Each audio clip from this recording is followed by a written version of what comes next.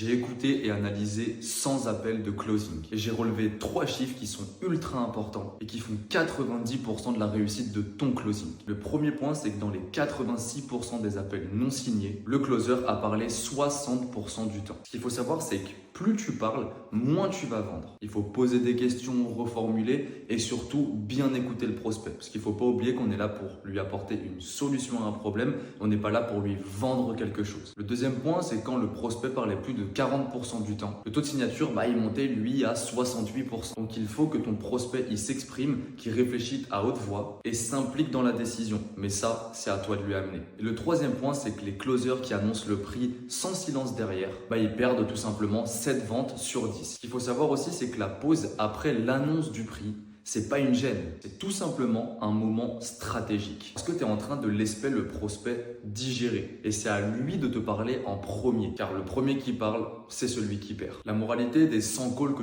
j'ai pu écouter, c'est qu'un bon closer, il parle beaucoup moins. Mais par contre, il écoute beaucoup plus et il sait se taire au bon moment. Si tu veux closer plus, il faut déjà que tu commences par analyser tes propres appels. Et si tu veux devenir closer, je te laisse directement commenter closing et je t'écrirai directement.